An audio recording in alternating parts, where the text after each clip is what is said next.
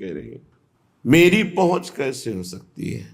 जहां नवनिभृत निकुंज में हमारी महारानी जो विराजमान हैं, जिनके श्री चरण को अपने कर कमल में लिए हुए महावर रचना अखिल कोटि ब्रह्मांड नायक परात्परीश भगवान श्री कृष्ण कर रहे हैं, जिनकी बेणी स्वयं अपने कर कमल से लालजू महाराज प्रभु बांध रहे हैं, वहां मेरी पहुंच कैसे हो सकती है। जहां दिव्य श्री ललिताजू, विशाखाजू, चंपक लताजू, चित्राजू, तुंग विद्याजू, इंद्रलेखाजू, रंग देवीजू, श्री सुदेवीजू और समस्त सहचरियां आठों पहर भाव में डूबी हुई श्री स्वामिनी जू को दुलार करती रहती हैं, जहां की महिमा वेद भी नहीं जानता। अलक्षम राधाख्यम निखिल निगमयी रप्यतितराम रसाम बोधे सारम किमपि सुकुमारम विजयते। वहां मुझ अधम की पहुंच कैसे हो सकती है। जिनके चरणों में महावर रचना स्वयं प्रभु करते हैं, जिनकी वेणी कर कमल से स्वयं प्रभु गूंथते हैं, अनंत महिमा युक्त समस्त सहचरियां आठों पहर जिन्हें दुलार करती रहती हैं, वेद भी जिनकी महिमा के रहस्य को नहीं जानता है, शिव शनकादि ब्रह्मादि विचार परायण रहते हैं स्वामिनी जी की महिमा में, जहां मन बुद्धि का प्रवेश ही नहीं है, ऐसे दुर्गम स्थान महारानी जी के श्री चरणों में हमारी कैसे रति हो, हमारी कैसे पहुंच हो। बस एक ही उपाय दिखाई देता है, एकमात्र किशोरी जी की कृपा से ही किशोरी जी के पास पहुंचा जा सकता है। लाडली जी से मिलने वाले हृदय की स्थिति अन्यत्र कहीं कोई अन्य आश्रय, अन्य भाव, अन्य चिंतन, अन्य रस, परमार्थिक सुवाता नहीं है। स्वार्थिक विषय भोगों की तो बात जाने दो, अन्य परमार्थिक नहीं सुहाता है।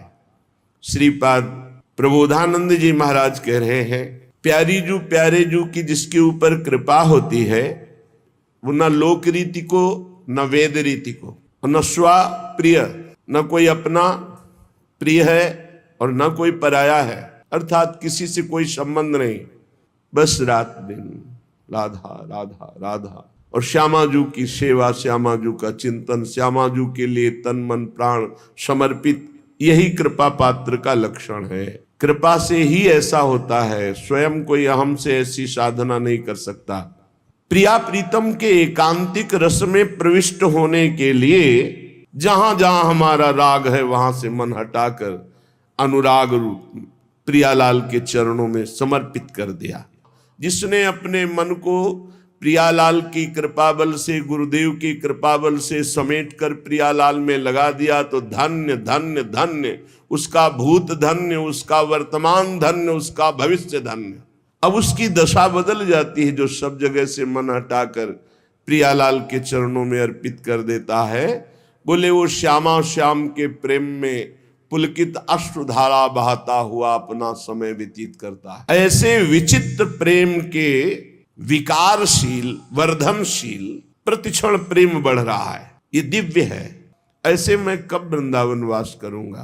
कभी अपनी प्रियाजू को रिझाने के लिए नाच रहा हूं, प्रियाजू को रिझाने के लिए, किसी और के लिए देखना भी, मन से भी ये दृष्टि नहीं जानी चाहिए कि कोई और देख रहा है, सिर्फ अपने आराध्य देव के लिए। अपने प्यारी जू प्यारे जू की चेष्टाएं देखकर कभी कभी ऐसी हास परिहास रसिका हमारी स्वामिनी है कि उपासक उन्मत्त होकर खूब हंसता है।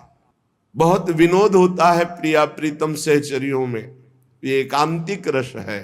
अचानक ध्यान बदल जाता है, अरे इतना समय हुआ अभी प्रियालाल मिले नहीं, चिल्ला चिल्ला कर रोने लगता है। एकदम भाव समाधि लगी, सामने प्रियालाल गाने लगता है, नाचने लगता है। ऐसी प्रेम दशा, पुलकित शरीर, नेत्रों में अश्रु, हृदय में महान भाव, अपने प्रीतम श्री राधा मधुपति अर्थात श्यामा श्याम का ध्यान करते हुए रसोन्मत्त होकर मैं कब अखंड वृंदावन वास करूंगा। ये भक्ति, अगर इसको ज्ञान और वैराग्य का सपोर्ट न मिले तो प्रेम लक्षणा भक्ति तक नहीं पहुंच सकती, जो साधारण भक्ति है। इसे ज्ञान और वैराग्य की अत्यंत आवश्यकता है। महामहिम श्री कृष्ण द्वैपायन भगवान व्यासदेव जी द्वारा रचित श्रीमद् भागवत का जहां तक वो चाहे रसास्वादन किया जाए। सच्चित आनंद स्वरूप भगवान श्री कृष्ण को हम नमस्कार करते हैं। जो भगवान श्री कृष्ण जगत की उत्पत्ति, इसका पालन और इसका विनाश उनके एक संकल्प से होता है। आध्यात्मिक आदि दैविक आदि भौतिक तीनों प्रकार के तापों का जो नाश करने वाले हैं, जो सृष्टि का सृजन करते हैं, ब्रह्मा रूप से हरि रूप से पालन करते हैं और भगवान रुद्र रूप से अपने में लय कर लेते हैं, ऐसे सच्चिदानंद स्वरूप भगवान श्री कृष्ण को हम बार बार नमस्कार करते हैं। और महामहिम परमहंस शिरोमणि श्री सुखदेव जी को नमस्कार करते। एक बार नैमिषारण्य में, बड़ा पावन क्षेत्र है नैमिषारण्य, बड़े भजन के परमाणु हैं। 88,000 ऋषि और श्री शौनक जी उनके मुखिया हैं। 88,000 ऋषियों में सब विराजमान हैं और मंचाधीन श्री सूत जी महाराज हैं। तो सूत जी महाराज को 88,000 ऋषि और उनके मुखिया शौनक जी प्रणाम करके नमस्कार करके बोले। शौनक जी ने कहा, सूत जी आपके वचन जब निकलते हैं तो उनसे हमारे अज्ञान अंधकार का नाश होता है। हे सूत जी महाराज, आपके वचन करोड़ों करोड़ों सूर्यों के समान हैं, क्योंकि अज्ञान अंधकार का नाश कर रहे हैं। जब आप भगवान की चर्चा कहते हैं तो हमारे कानों में ऐसा लगता है अमृत रस, जो हम बड़ी बड़ी यज्ञ करके आनंद प्राप्त नहीं कर पाए, और आपके श्रीमुख से भगवत चर्चा सुनकर वो आनंद वर्तमान में मुझे प्राप्त हो रहा है।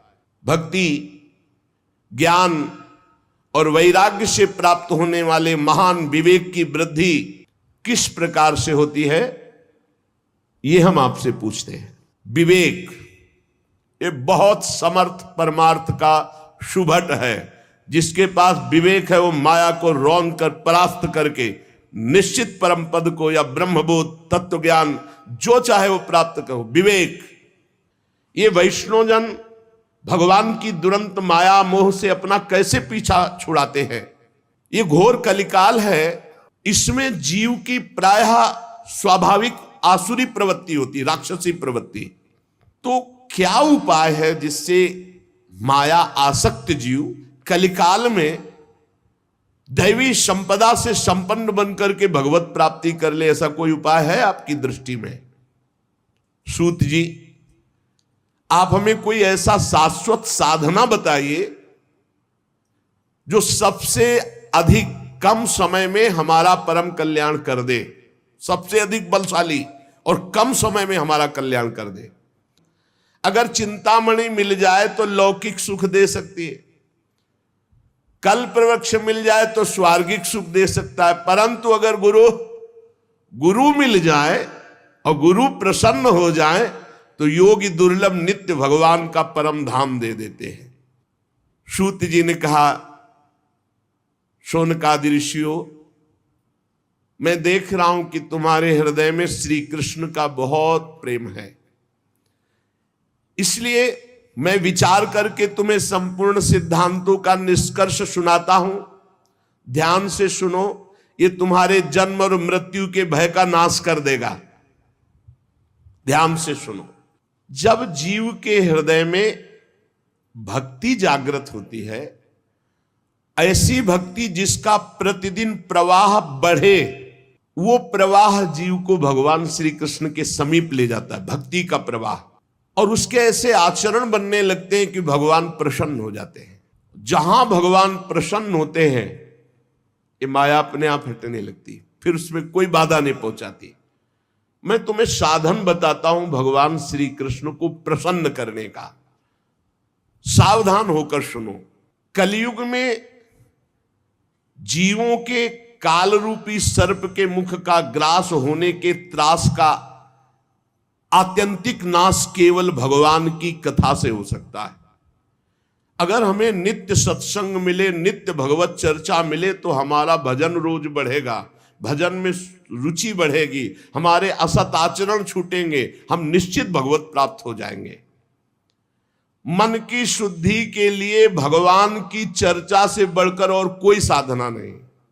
भगवान की चर्चा सुनना बड़ी दुर्लभ विषय। जन्म जन्मांतरों के जब पुण्य एकत्रित होते हैं तब भक्त और भगवान की चर्चा सुनने का सौभाग्य प्राप्त होता है। ये बहुत अमूल्य है भगवान की चर्चा। देखो, जब श्री सुखदेव जी महाराज राजा परीक्षित को कथा सुनाने के लिए उद्यत हुए तो देवता लोग अमृत का कलश लेकर के आए और कहा, महाराज, देवता अपना काम बनाने में बड़े कुशल होते हैं। नमस्कार किया और कहा, महाराज, ये अमृत कलश है, क्या करें? सुखदेव जी ने कहा, इसका क्या करें? नहीं, आप हमें कथा अमृत दे दीजिए और ये अमृत पिला दीजिए परीक्षित को, तक्षक सर्प काटेगा भी, तुम मरेंगे नहीं, क्योंकि अमृत का प्रभाव होता है, इसीलिए तो आप कथा सुना रहे हैं। उनको निर्भयता प्राप्त हो जाएगी अमृत से, और हमें सुना दीजिए कथा अमृत, जिससे हम मुक्त हो जाएंगे। हंस पड़े श्री सुखदेव जी, बड़े चतुर बनते हो। कहां एक कांच और कहां मणि? श्री सुखदेव जी ने हंसी उड़ा दी कि अरे जाओ, तुम एक कलश लेकर जाओ, तुम अधिकारी नहीं हो। दैन्य भाव से, आर्त भाव से अगर मांगते तो कुछ देने की जरूरत नहीं थी, अपने आप कथा सुनने को मिल जाती। लेकिन तुम अदला बदली कि हमें भगवदामृत पिला दो, ये हम देवामृत तुम्हें दे दे। ये कहां कांच और कहां भगवान श्री कृष्ण की चर्चा। तुम भक्त नहीं, तुम अभक्त हो। देखो, पहली हमारी मांग होनी चाहिए भगवत प्राप्ति, पर हर उपासक के मन में होती है आखिरी बात कि भगवत प्राप्ति तो हो ही जाएगी, हम भोग लेते हैं। कभी नहीं होगी ऐसे उपासक को। जो भगवत प्राप्ति को टालता है और अन्य भोगों को प्राथमिकता देता है, उसके लिए भगवत प्राप्ति बहुत दुर्लभ है।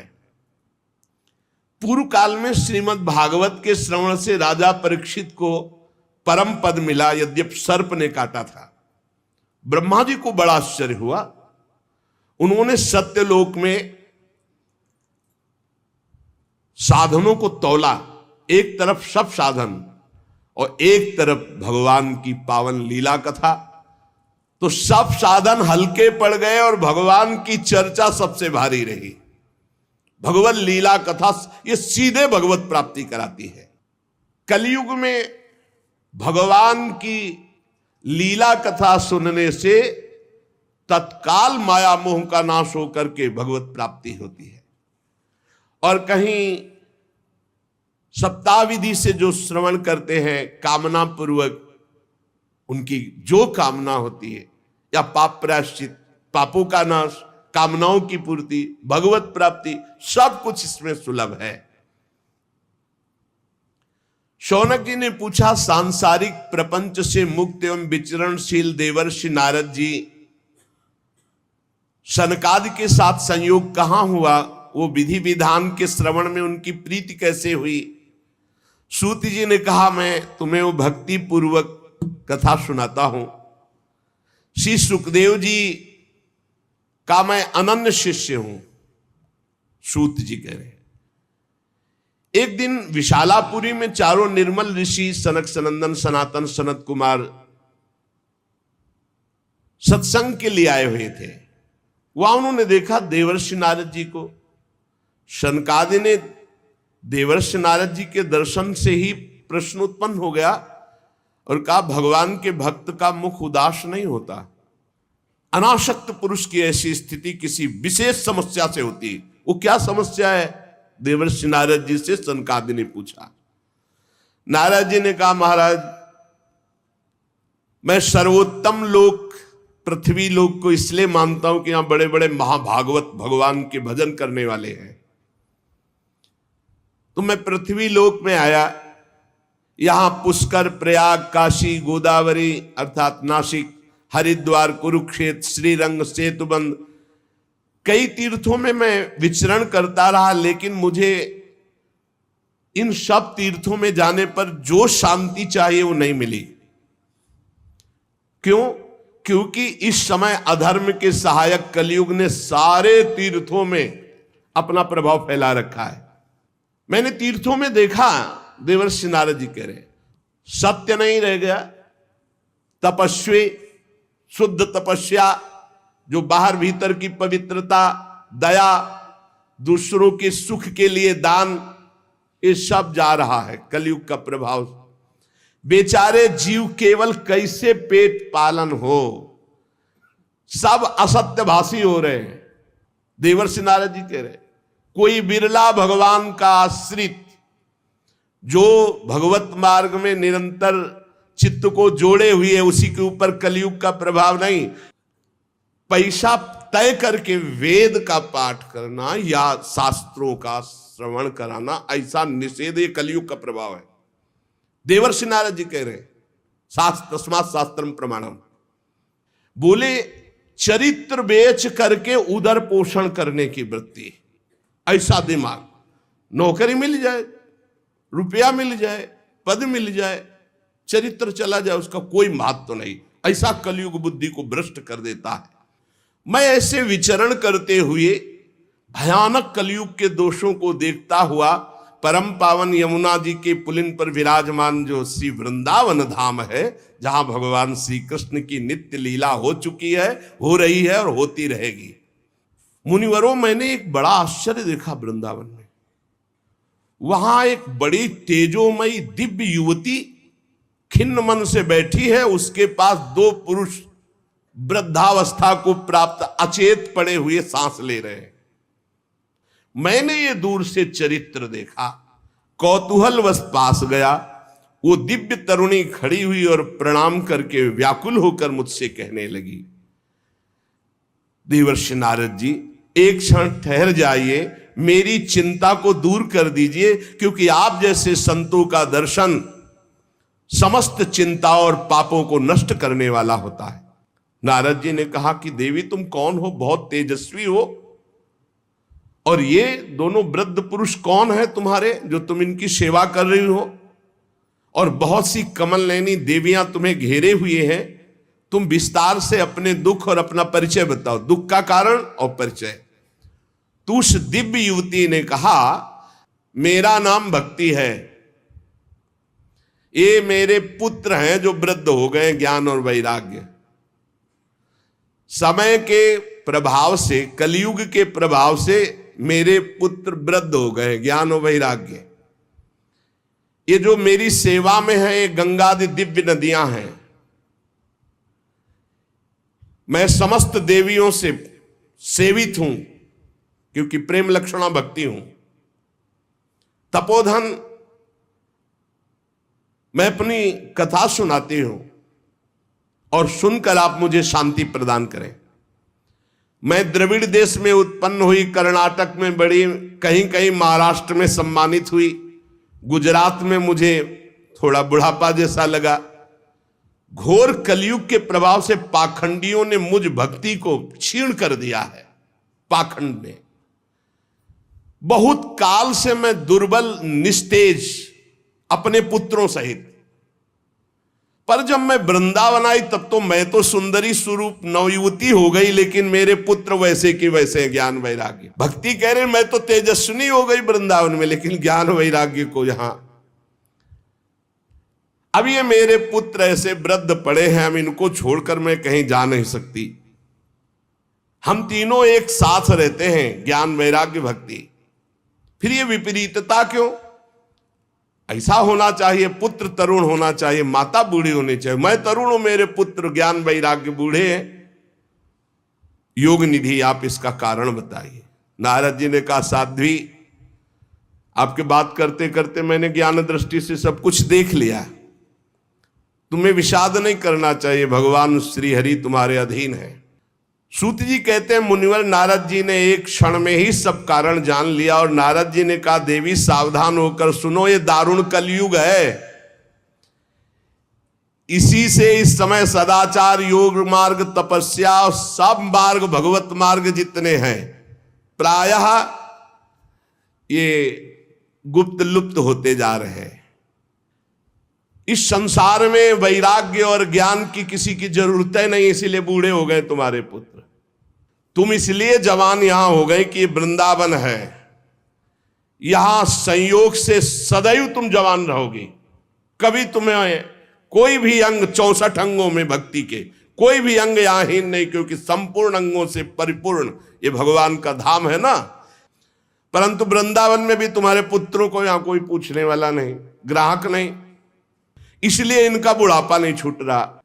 पर यहां आनंद से सो रहे, क्योंकि भगवान का धाम है, तो इनको भगवत स्पर्श जनित आनंद की प्राप्ति हो रही, इसलिए शांत सो रहे। भक्ति ने कहा कि सुना था कि राजा परीक्षित ने देखा था कलयुग को, फिर इस पापी को मार क्यों नहीं डाला, रहने क्यों दिया? नारद जी ने कहा, देवी तुमने पूछा है तो प्रेम से सुनो कल्याणी, मैं तुम्हें बताऊंगा, तुम्हारा दुख निश्चित दूर होगा। जिस दिन भगवान श्री कृष्ण इस भूलोक को छोड़कर अपने परम धाम को गए, उसी दिन से संपूर्ण साधनों में बाधा डालने वाला एक कलयुग आ गया। तुमने जो पूछा परीक्षित जी ने मारा क्यों नहीं इस कलयुग को, तो दिग्विजय के समय राजा परीक्षित की दृष्टि पड़ी, जे ही दृष्टि पड़ी कलयुग समझ गए मार डालेंगे, क्योंकि भगवत शक्ति से संपन्न है। वो दौड़ के अपनी पाग उतार कर दीन होकर शरण में आ गया। और ये नियम है कि जो चरणों में गिर पड़े, शरणागत हो जाए, चाहे प्राणों की बाजी लगानी पड़े, उसकी हानि नहीं होनी चाहिए। ये शरणागत का धर्म का नियम है। फिर देखा कि ये तो सब का सारग्राही है, इसलिए इसको नहीं मारा। पहले तो शरणागत हो गया, और दूसरी बात इसमें बड़ी जोर की एक बात देखी कि जो 10,000 वर्ष समाधि तपस्या योग यज्ञ आदि से, वो यहां सहज में नाम जप से नाम कीर्तन से प्राप्त हो जाएगा। सूत जी कहते, सौनक जी जब देवर्षि नारद के वचन सुने, भक्ति को बड़ा आश्चर्य हुआ। फिर उसने जो कहा सुनो, भक्ति ने कहा, देवर्षि आप तो धन्य है, मेरा बड़ा सौभाग्य जो आपका समागम हुआ, क्योंकि भगवत प्रेमी महात्मा का दर्शन इस समस्त सिद्धियों को प्रदान करने वाला होता है। नारद जी ने कहा कि भक्ति तुम खेद में अपने को मत डालो, चिंता तो मत हो, भगवान श्री कृष्ण के चरण कमलों का चिंतन करो, भगवान की कृपा से सारे दुखों का नाश हो जाता है। अगर कभी भक्त उत्साह में आकर कह दे कि जा तुम्हारा परम कल्याण निश्चित है, नहीं तो मैं भगवान का दास नहीं, परम कल्याण निश्चित है, तुम बेपरवाह हो जाओ, कौन हो, कहां के हो, कैसे हो, इससे मतलब नहीं। अपनो परण विसार भगत को पूरो परण। देवर्षि नारद जी ने कहा, तदा ना हम हरेर्दासो लोके त्वाम न प्रवर्तते, मैं भगवान का दास नहीं कहलाऊंगा अगर घर घर में तुम्हारी स्थापना न कर दे। नारद जी आप धन्य हैं, आपकी मुझ में निश्चल प्रीति है, मैं सदा आपके हृदय में वास करती हूं, मैं कभी आपको छोड़कर एक क्षण भी नहीं जा सकती। क्षण भर की वार्ता से मेरे सारे दुख दूर किए, पर मेरे पुत्रों में चेतना नहीं आई, अभी तो वृद्ध ही है। भक्ति के वचन सुनकर नारद जी को बड़ी करुणा आई, और उन्होंने हाथ से ऐसे पकड़कर जगाने लगे कि भाई ज्ञान उठो, वैराग्य उठो। बहुत जोर लगाया लेकिन नहीं उठे। तब वेदांत सुनाया, वेदांत घोष, फिर गीता पाठ सुनाया, फिर वो कुछ जमाई लेते हुए उड़ा ऐसे, लेकिन जगे नहीं, ना गीता पाठ से ना वेदांत घोष से। उन्होंने सोचा क्या किया जाए, वेदांत से नहीं जग रहे, गीता से नहीं जग रहे, ज्ञान वैराग्य। भगवान का स्मरण करने लगे, हे भगवान मुझे उपाय बताओ ज्ञान वैराग्य को जगाने का। उसी समय आकाशवाणी हुई, हे नारद जी खेद मत करो, तुम्हारा उद्योग निसंदेह सफल होगा। देवर्षि तुम इनके लिए एक महान सत्कर्म करो, और वह सत्कर्म क्या है तुम्हें संत शिरोमणि बताएंगे। आकाशवाणी ने भी बात गुप्त ही कही, वो कौन सा साधन है, वो कौन से संत शिरोमणि है जो मुझे बताएंगे। शौनक जी तब ज्ञान वैराग्य दोनों को वहीं छोड़कर नारद मुनि वहां से चले, और प्रत्येक तीर्थों में जा जाकर संतों से पूछते। बहुत पूछा लेकिन सबने कहा दुस्साध्य है। नारद जी बहुत चिंतातुर हुए और बदरी वन में आए। ज्ञान वैराग्य को जगाने के लिए निश्चय किया कि मैं यहां कठोर तपस्या करूंगा। इसी समय भगवान की प्रेरणा से करोड़ों सूर्यों के समान तेजस्वी सनक सनंदन सनातन सनत कुमार दिखाई दिए। नारद जी बहुत आनंदित हुए, परस्पर नमस्कार हुआ। नारद जी ने कहा, महात्माओं, आप मुझ पर कृपा करके शीघ्र वो साधना बतलाइए। सनक सनंदन सनातन सनत कुमार चारों ऋषियों में से बोले, देवर्षि आप चिंता मत करो, पहले तो प्रसन्न हो जाओ। उनके उद्धार का एक सरल उपाय पहले से विद्यमान है। जब संपूर्ण भागवत की चर्चा ज्ञान और वैराग्य भक्ति को सुनाई जाए तो तत्काल इनको बल मिलेगा, इनका कष्ट चला जाएगा और ये आनंद से उन्मत्त होकर नृत्य करेंगे।